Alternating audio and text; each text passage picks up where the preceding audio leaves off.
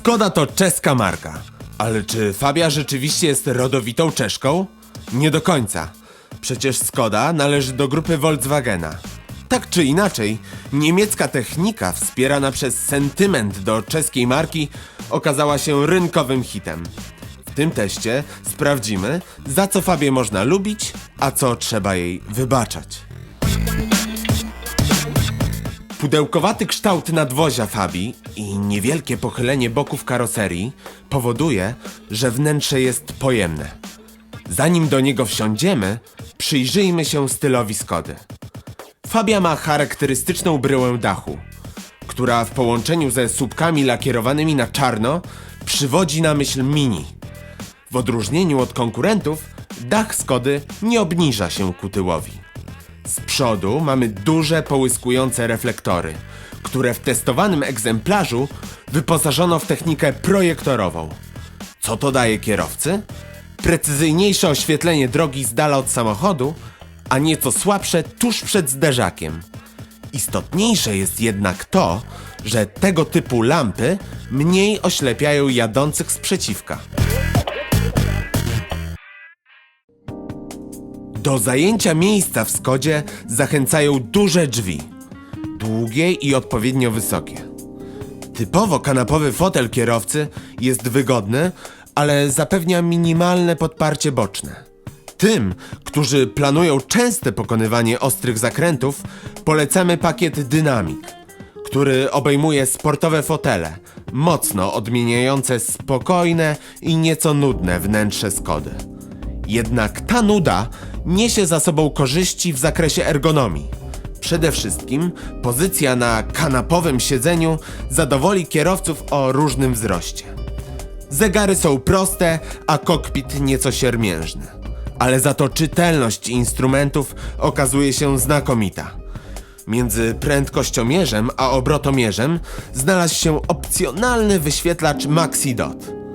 Panel środkowy ocieka prostotą, a manualną klimatyzację obsługuje się łatwo i intuicyjnie. Radio wymagało dopłaty. Tylna kanapa to miłe zaskoczenie. Wysokie drzwi ułatwiają wsiadanie. Siedzisko odpowiednio podpiera nogi pasażerów. Wystarczy też miejsca nad głową.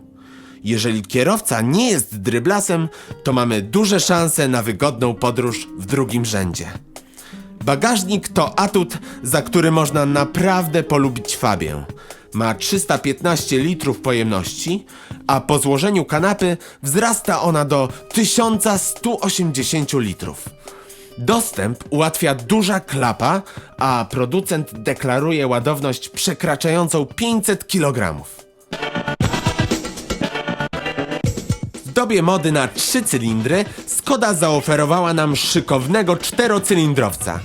Jest to jednak dość oryginalny silnik, ponieważ łączy nowoczesne turbodoładowanie i bezpośredni wtrysk paliwa z 2 zaworami na cylinder, poruszanymi przez jeden tylko wałek rozrządu.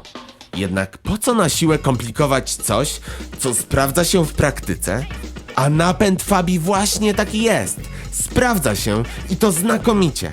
Z pojemności 1,2 litra uzyskano 85 koni mechanicznych.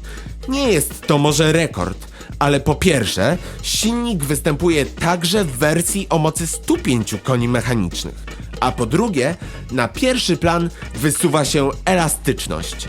Oznacza to tyle, że jeżeli ktoś jeździ na wysokich obrotach, to prawdopodobnie uzna silnik Fabii za przeciętny. Co innego, kiedy zapragniemy przyspieszyć na niskich lub średnich obrotach. Już w okolicach 1500 obrotów załącza się turbo i auto zaczyna żwawo przyspieszać. Fabia 1.2 TSI rozpędza się do setki w zaledwie 11,7 sekundy, a prędkość maksymalna to 177 km na godzinę. Producent deklaruje spalanie w mieście na poziomie 6,6 litra benzyny na 100 km. My dodalibyśmy do tego litr. Na trasie Fabia ma palić 4,4 litra na 100 km. W praktyce zużyje około 5. Ale uwaga, spalanie bardzo zależy od stylu jazdy. Jeżeli ktoś mocno wciska gaz, to bezlitosne turbo zemści się na najbliższej stacji paliw.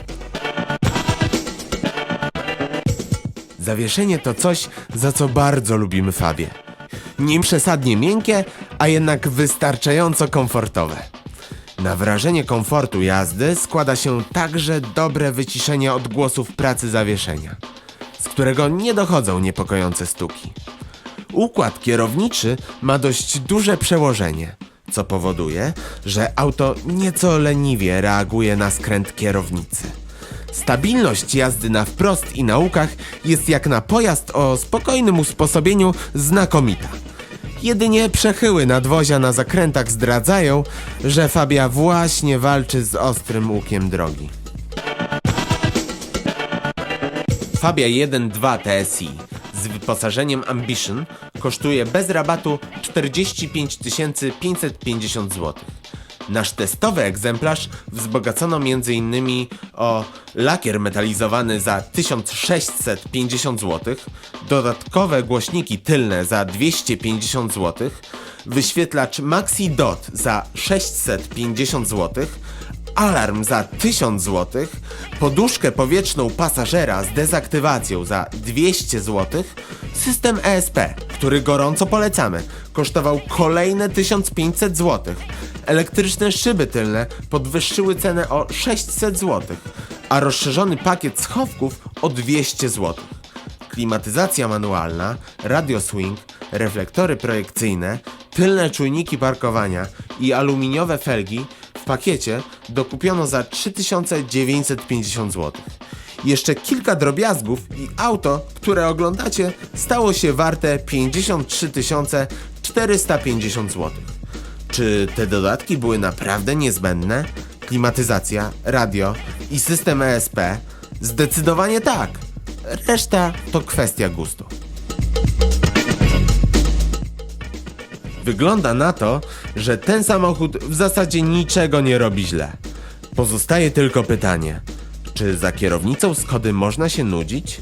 Być może, ale ten, kto wie, jakim wyczynem jest stworzenie wszechstronnego, popularnego auta, będzie zafascynowany praktycznością Fabii. My jednak musimy wykazać się choć odrobiną wstrzemięźliwości. Podoba nam się. Kropka.